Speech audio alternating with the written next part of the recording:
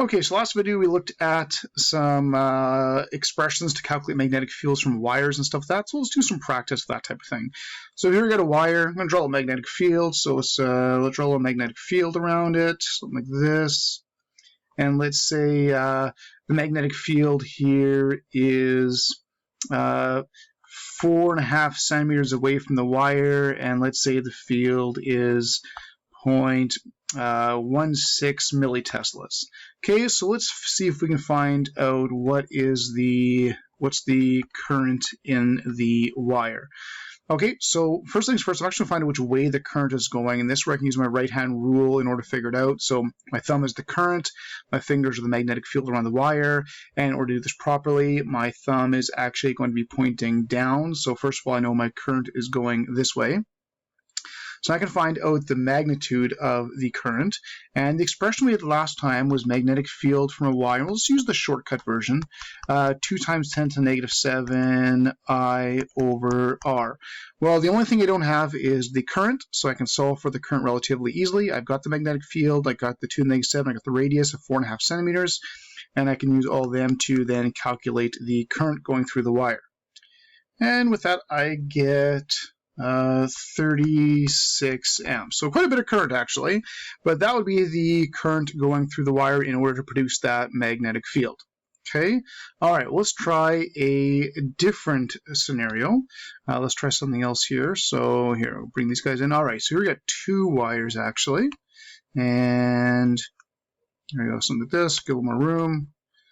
All right, so we got 2 wires, something like this. Okay, now let's say this wire down here has got 1.8 amps running through it towards the right. And let's say right here at this location, let's go right there, and let's say this is 5 centimeters, and let's say this is 3 centimeters. And at this location right here, the magnetic field is equal to 0 teslas. So both wires are producing magnetic fields, and apparently they are canceling out at that location.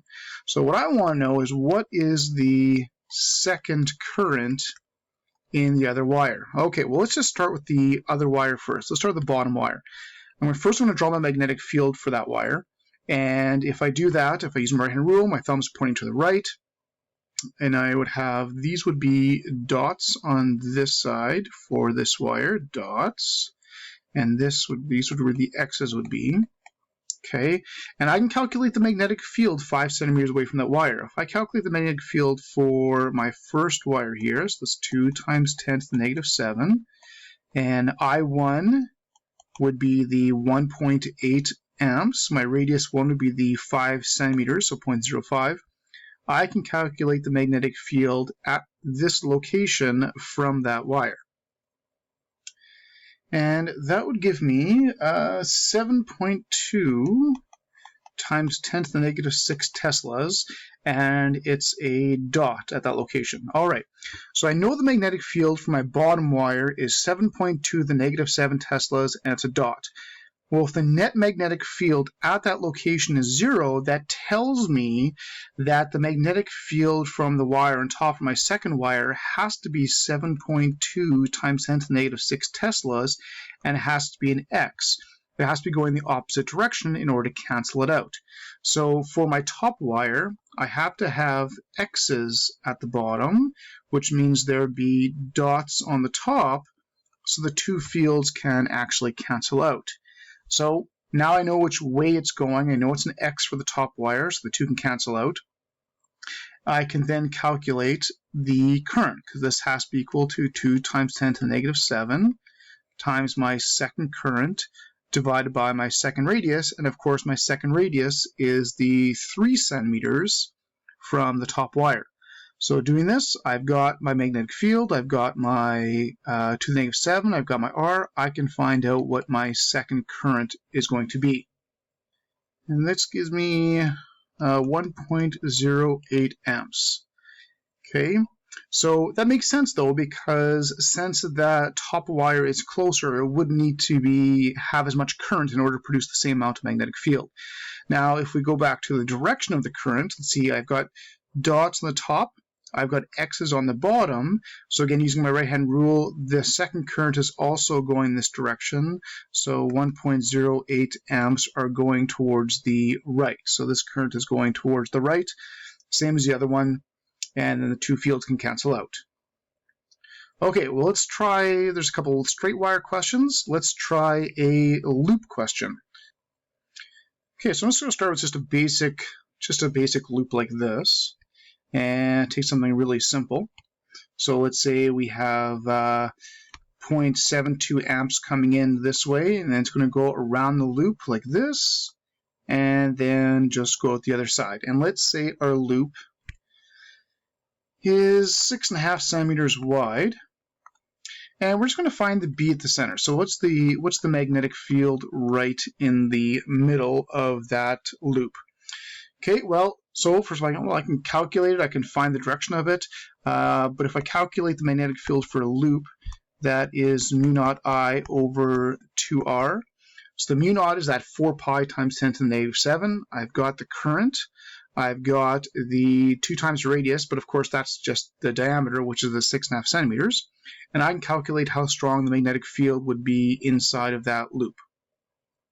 Let's see, that gives me about 1.4 times 10 to the negative 5 Tesla. So that's the field. Now, in terms of the direction of the field, again, sometimes when you got round things, it's kind of nice to switch the function of your fingers to the right-hand rule.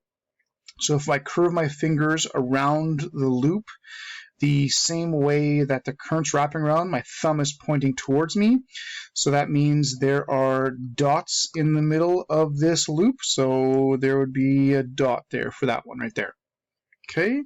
All right. Let's try another question here. Let's bring in some multiple loops like this. Okay. So something like a multiple loop situation. And let's do something really similar.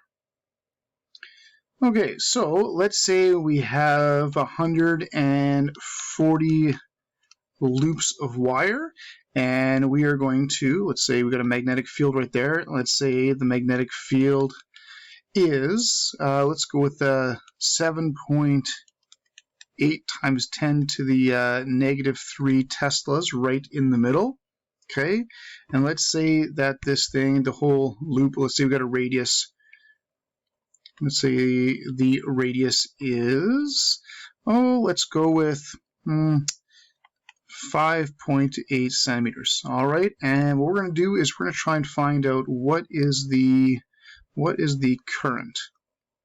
Okay, now first things first, I'm just going to find the direction of the current using my right-hand rule. So in this case, I'd have my thumb pointing down, the thumb pointing in the direction of the magnetic field, and then my other fingers are sort of curling sort of clockwise, which tells me the current must be going around in this direction. So I know that's the direction of the current. Okay, so now I can actually find the actual current. So if I'm going to do that, the magnetic field for a loop, and this time I'm going to incorporate the N for the 140 loops, and I got mu naught I over 2 times R. The only thing I don't have is the current. So the current would be equal to the magnetic field times 2R divided by N, and then the mu naught. So I've got the magnetic field for loop. I've got that value right there. Got the 2. I've got the R. The N, I know, that's my 140. The mu naught is my constant. And then I can calculate the current through the loops. And then when we punch all that out, we get 5.1... we'll say 5 amps. So it's just over 5 amps of current going through it. Okay. All right, well, let's try something else. Let's, here's another set of loops right there. Let's try something like this. Okay. And let's say we've got a magnetic field going through here. And let's say the magnetic field is coming through something like that. Okay. And let's say we've got a magnetic field. Oh, let's go with 0.86 Tesla field right in the middle of the coils. And we'll say that we have, let's go with 480 loops of wire. And let's say we are using inside of the coil, let's say we're using, let's put it over here, let's put it over here. Let's say we're using 0.175 amps of current. Okay, and I want to know how wide is the coil. Okay, so really looking for the radius, but we're looking for how wide the coil could be. Okay, well, we got everything we need. We'll just piece things together. So magnetic field from a loops of wire is N mu naught I over 2R. Really what I'm looking for here is that 2R part right there, because that would be how wide the loop is. So the diameter would just be N mu naught I divided by BL. So we're going to be basically looking for that. So 2R, the diameter, would be the N mu naught I over the magnetic field of the loop. So I've got the N value, I've got the 480, I've got the mu naught, I've got the I, I've got the magnetic field loop, I've got all of it. So I can punch it out and find out the width of the actual loop itself. Alright, so that gives me a very, very small loop, 1.2 times 10 to the negative 4 meters. So that's a really, really, really small loop. But hey, that's just what we got. Okay, and if I wanted to, I could also find the direction of the current. Again, for this one, I want to flip the function of my fingers. I'll make my thumb the magnetic field. My thumb would be pointing towards the right, and the magnetic field or the current would be looping up the back of this thing, coming around, and then coming down the front this way. That would be the direction of the current. Okay, so there's some practice calculating magnetic fields from wires and loops, and you know, the two formulas are kind of similar to each other. They're very similar to each other, but they're not necessarily that hard to use. And we just incorporate some of your right-hand rule that you guys worked on in grade 11.